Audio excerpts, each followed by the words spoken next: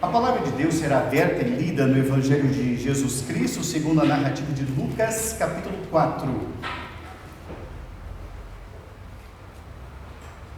Lucas, capítulo 4. Os irmãos vão acompanhar a leitura a partir do verso de número 16.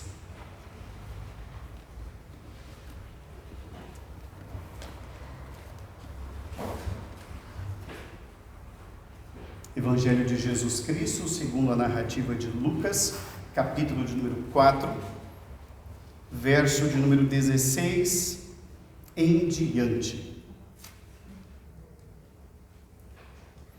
Jesus prega em Nazaré, é rejeitado pelos seus.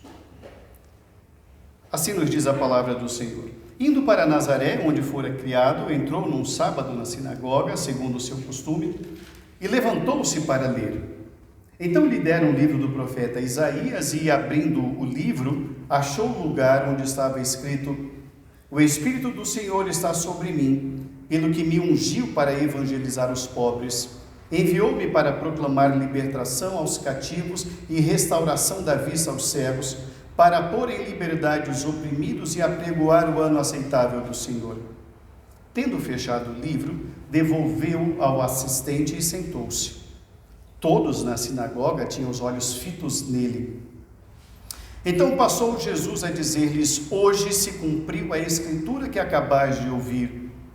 Todos lhe davam testemunho e se maravilhavam das palavras de graça que saíam dos seus lábios e perguntavam: Não é este o filho de José? Disse-lhe Jesus: Sem dúvida citar-me-eis este provérbio: Médico, cura-te a ti mesmo. Tudo o que ouvimos ter se dado em Cafarnaum, faze-o também aqui na tua terra. E prosseguiu: De fato vos afirmo que nenhum profeta é bem recebido na sua própria terra. Na verdade vos digo que muitas viúvas havia em Israel no tempo de Elias, quando o céu se fechou por 3 anos e 6 meses, reinando grande fome em toda a terra. E a nenhuma delas foi Elias enviado, senão a uma viúva de Sarepta de Sidom. Havia também muitos leprosos em Israel nos dias do profeta Eliseu, e também nenhum deles foi purificado, senão Naamã o Sírio. Todos na sinagoga, ouvindo essas coisas, se encheram de ira, e levantando-se, expulsaram-no da cidade, o levaram até o cimo do monte sobre o qual estava edificada, para de lá o precipitarem abaixo. Jesus, porém, passando por entre eles, retirou-se. Que Deus nos abençoe, irmãos, por meio da sua palavra e pela instrumentalidade do seu Espírito Santo. Amém. Hoje, irmãos, nós vamos dar início a uma série de estudos sobre o ministério de Jesus. Nós vamos começar a estudar sobre o ministério de Jesus a partir da ótica de Lucas. Lucas é o autor desse evangelho e ele é o autor do livro de Atos. Lucas era médico e, como ele vai escrever esse livro, ele é uma pessoa extremamente criteriosa. Lucas, ele é muito, mas muito cuidadoso mesmo. Ele foi em busca de informações, ele foi conversar, ele fez muitas entrevistas com as pessoas que são, ou eram, melhor dizendo, testemunhas oculares que estiveram presentes nos relatos que ele não estava presente. E a partir daí ele é movido pelo Espírito Santo de Deus e escreve este Evangelho de Jesus Cristo, segundo a sua narrativa. No domingo passado nós aprendemos, irmãos, sobre a tentação.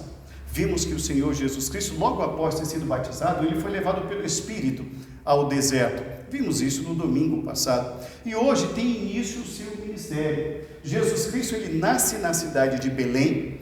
Ele se cria aqui onde nós estamos vendo, em Nazaré, mas ele mora mesmo, a parte do seu ministério, em uma outra cidade, em Cafarnaum.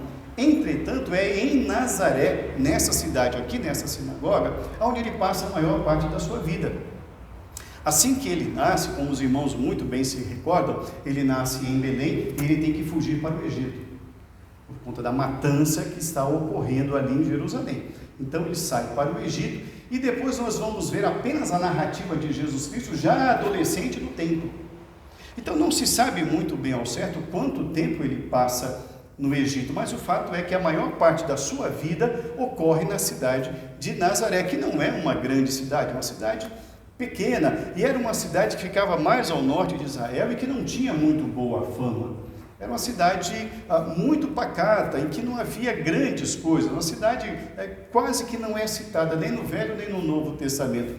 Tanto é que quando se fala sobre a vinda do Messias, alguém pergunta assim: de Nazaré pode vir alguma coisa boa? Porque a cidade de Nazaré era uma cidade quase que insignificante. Pois bem, mas foi na cidade de Nazaré que Jesus Cristo passou grande parte da sua vida. Ele se muda para Cafarnaum depois desse exemplo aqui. Depois desse fato é que ele se muda para Cafarnaum.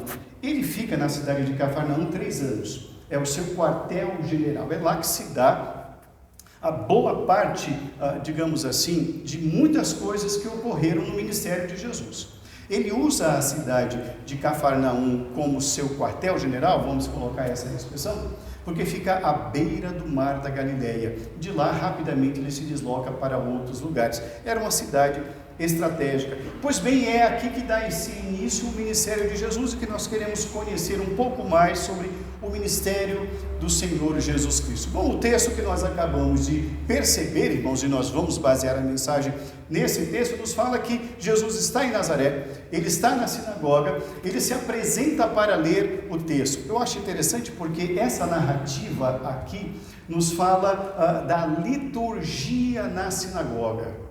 Então há a leitura, há um assistente que dá a ele o livro, ele lê, e interessante também aqui o registro de que quando se lê a Escritura no Velho Testamento, do Velho Testamento mesmo sendo no Novo Testamento, as pessoas se colocam em pé. Então ele se coloca em pé, e também é um registro que narra que Jesus sabia ler.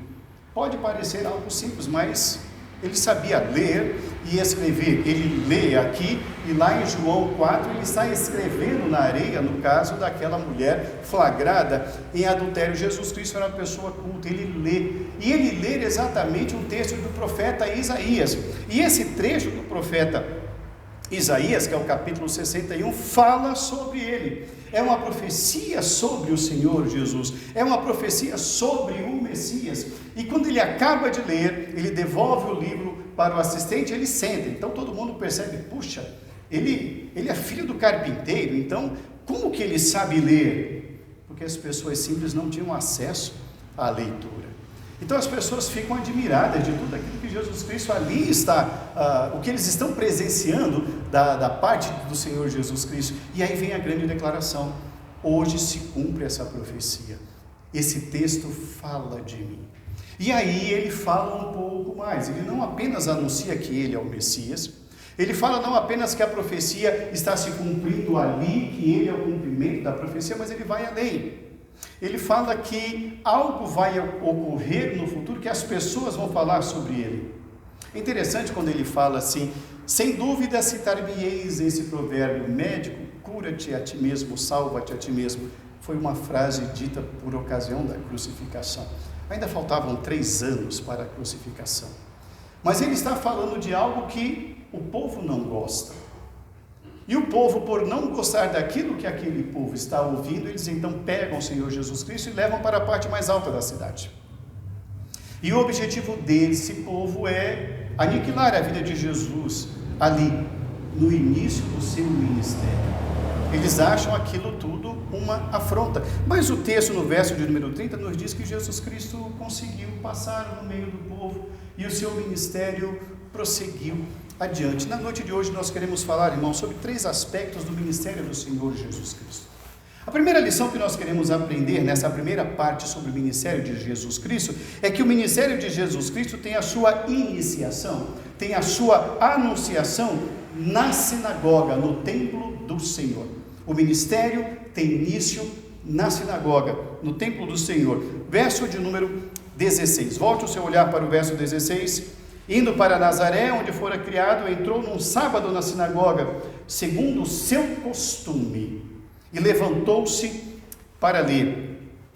Interessante aqui que Lucas narra o hábito do Senhor Jesus de participar dos cultos, de participar das cerimônias. Jesus não é um visitante, ele é um frequentador. Ele fez disso um hábito, porque, repito, quando Jesus Cristo sai do Egito, ele volta para as páginas das Escrituras, ele já se encontra no templo, tanto é que ele é esquecido no templo. Ele vai ser encontrado no templo. Ele fala da casa do Pai com amor, ele tem zelo pela casa do Senhor. O seu ministério começa na sinagoga. É lá que ele declara: eu sou o Messias. É lá que ele diz: a profecia se cumpre aqui. É na sinagoga, é diante do seu povo. Desde criança ele tem esse hábito. Era o centro religioso. O que era a sinagoga? Era o lugar da adoração comunitária. Era um lugar onde o povo se reunia todos os sábados, fizesse o tempo que fizesse. Era um local onde o povo ali se encontrava para ter as suas reuniões, para cultuar, para a recitação dos textos. Tanto era lido um texto da profecia quanto um texto da lei, e cantavam-se os salmos. Não nos esqueçamos, aquilo que para nós é um livro de salmos, para o judeu é um saltério, é um inário. Eles cantavam os salmos, até porque os salmos falam da doutrina de Deus. É nos salmos que nós conhecemos a Deus. Os salmos, há vários tipos de salmos, vários são os seus autores, alguns mais curtos, outros bem mais longos, e um bem mais longo, que é o salmo de número 119, famoso exatamente pelo número de palavras que ele tem, e de versos, embora ele não tenha sido escrito por versos, mas o povo cantava. Ali era o local adequado para que o povo de Deus conhecesse que o Messias é chegado. A era agora era uma nova era, e ele diz: eu vim aqui para proclamar libertação. Agora a plenitude dos tempos é chegada. Agora o povo vai conhecer a concretização da promessa, e a concretização da promessa sou eu. Jesus Cristo, ele já era conhecido do povo. Observe muito bem que logo depois que ele prega, que ele fala isso, as pessoas dizem assim: mas ele não é filho de José? Todos o conheciam assim, mas agora ninguém tinha outro olhar a não ser para um olhar de um homem que sabia ler, um homem que falava de graça, e a graça que emanava dos seus lábios inundava o coração dos ouvintes, a ponto de eles se admirarem. Eles estavam agora diante do próprio Messias, e isso para eles era admirável. As Escrituras, irmãos, convergem para Cristo. O ministério de Jesus tem a sua iniciação, a sua inauguração, o seu início no templo do Senhor. A segunda lição que nós aprendemos sobre o ministério do Senhor Jesus Cristo, irmãos, é que esse ministério se dá como cumprimento da profecia de Deus. O ministério de Jesus se dá como cumprimento da promessa de Deus. Versos 20 e 21. Tendo fechado o livro, devolveu-o ao assistente e sentou-se. Todos na sinagoga tinham os olhos fitos nele. Então passou Jesus a dizer-lhes: hoje se cumpriu a escritura que acabais de ouvir. O texto que ele leu foi Isaías 61, versos 1 e 2. É uma profecia messiânica. Existem várias profecias no livro de Isaías. Isaías é um profeta considerado para nós um profeta maior, pelo número de profecias que ele recebeu. Por isso ele é classificado como um livro profeta maior. Jesus demonstra que conhece as profecias. Ele conhece não apenas a lei, mas ele conhece também as profecias. É ele quem pega o livro. O assistente apenas mostra para ele e lhe entrega o livro das profecias. Ele busca no rolo do livro do profeta Isaías. Vai ao 61 para nós. A Bíblia não foi escrita em capítulos, os irmãos sabem muito bem disso. Mas ele chega naquela profecia e diz: isso aqui está se cumprindo hoje. A profecia de Deus, irmãos, dada no passado por meio do profeta Isaías, nos revela aquilo que toda a igreja reformada prega, crê e ensina. Toda a Bíblia converge para Jesus. Toda a pregação, Jesus é o centro das Escrituras. Conforme nós acabamos de ler na carta de Paulo aos Colossenses, ele é o princípio de todas as coisas. Aprove a Deus que nele residisse toda a plenitude. O evangelista João diz: no princípio era o Verbo. O Verbo estava com Deus e o Verbo era Deus. Ele nos libertou do império das trevas, nos diz o apóstolo Paulo. Jesus Cristo, ele é o centro da palavra. O autor da epístola aos Hebreus diz: tendo Deus outrora falado aos nossos pais de muitas maneiras pelos profetas, hoje nos fala pelo Filho. E Jesus é o cumprimento dessa profecia. O ministério de Jesus Cristo, irmãos, não é obra do acaso.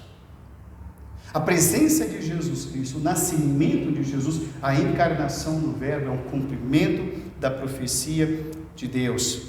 Apesar de ele ser de origem humilde, uma maneira muito simples que ele foi criada, de uma família pobre, não nos esqueçamos, quando José e Maria foram ao templo para oferecer o sacrifício, eles deram a oferta de 2 rolinhas, que era a oferta das pessoas mais pobres da cidade.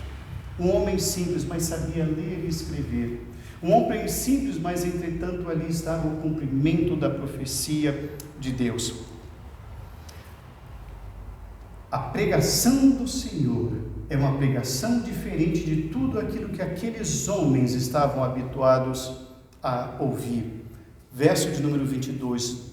Todos lhe davam testemunho e se maravilhavam das palavras de graça que lhe saíam dos lábios e perguntavam: mas esse homem não é filho do carpinteiro? Como que esse homem fala isso?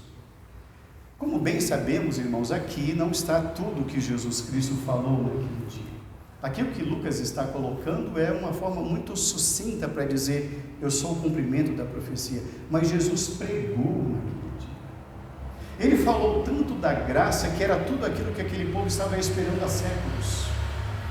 A chegada do Messias. Por isso muita gente se incomodou, porque não acreditavam que ele, um homem simples daquele, era de fato o Salvador do mundo. O ministério do Senhor Jesus Cristo se dá com o cumprimento da profecia de Deus. E uma terceira lição que nós aprendemos nesse texto sobre o ministério de Jesus é que o ministério de Jesus, quando ele começa a pregar, ele revela que ele tem conhecimento do início e do fim do seu ministério. Jesus Cristo revela conhecimento do início e do fim do seu ministério. Volte o seu olhar para o verso de número 23. Disse-lhe Jesus: sem dúvida citar-me-eis este provérbio: médico, cura-te a ti mesmo. Tudo o que ouvimos ter se dado em Cafarnaum, faz-o também aqui na tua terra. Jesus Cristo acabou de ler o livro do profeta Isaías, e ele disse: hoje essa profecia se materializou, eu sou o Messias. E ele prega sobre isso. As pessoas ficam maravilhadas, vimos isso no verso anterior. Mas agora Jesus Cristo não se deixa levar pelas palavras dos ouvintes. Ele não se deixa enganar, ele sabe muito bem aonde o seu ministério vai dar na cruz.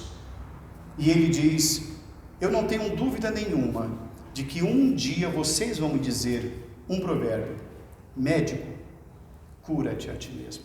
Aquilo que você fez ao ocorrer em Cafarnaum, faz-o ocorrer agora. Jesus não morava em Cafarnaum, ele ainda iria morar lá, mas ele já sabia que ele iria morar lá. Jesus Cristo, no seu ministério, irmãos, não teve um dia em que ele foi tomado de surpresa.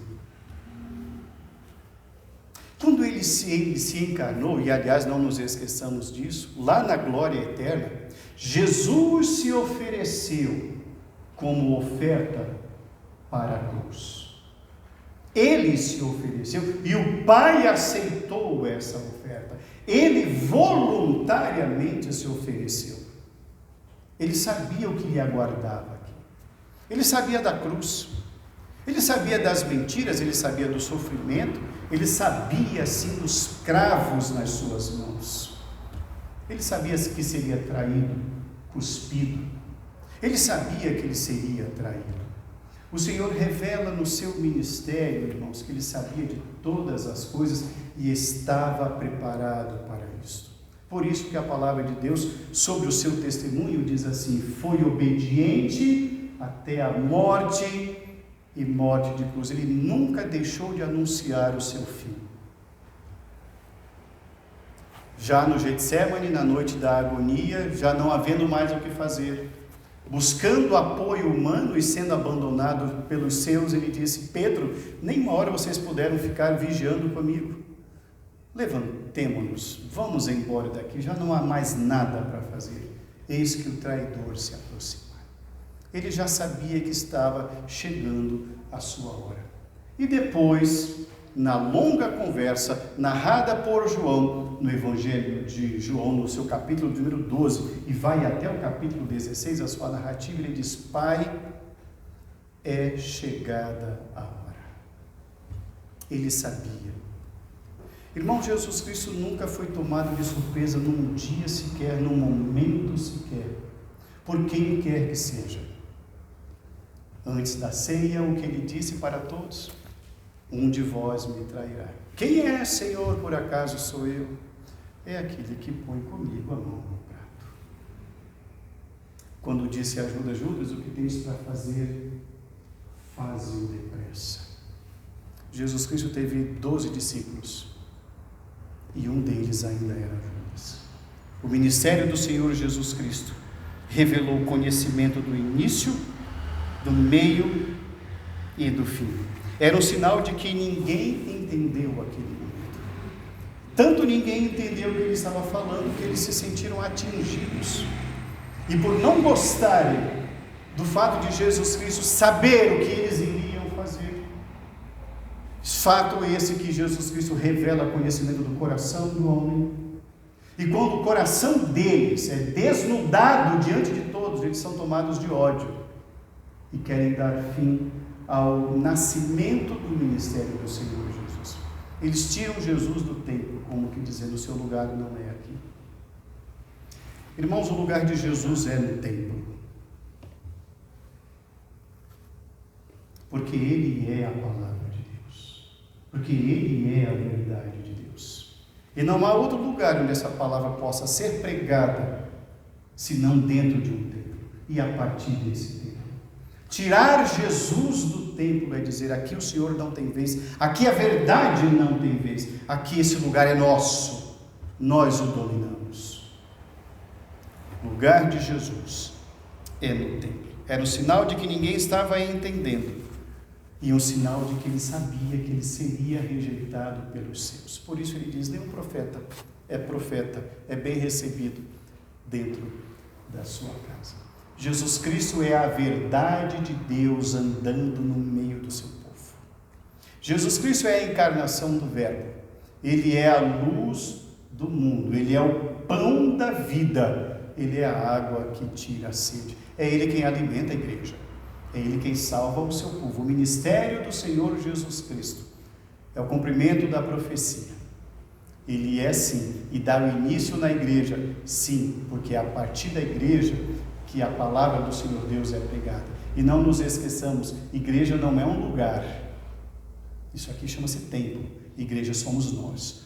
Todos nós somos o templo do Senhor, devemos anunciá-lo a tempo e a fora de tempo. E essa palavra nos revela que mesmo sendo rejeitado pelos seus, ele não deixou de ser luz, ele não deixou de ser água, ele não deixou de ser pão. O ministério do Senhor está entre nós.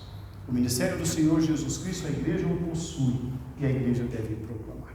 Que a graça do Senhor nos dê essa autoridade. Que a graça do Senhor nos mantenha vivos. Que a graça do Senhor nos mantenha salvos. Que a graça do Senhor nos mantenha luz. Em nome de Jesus. Amém.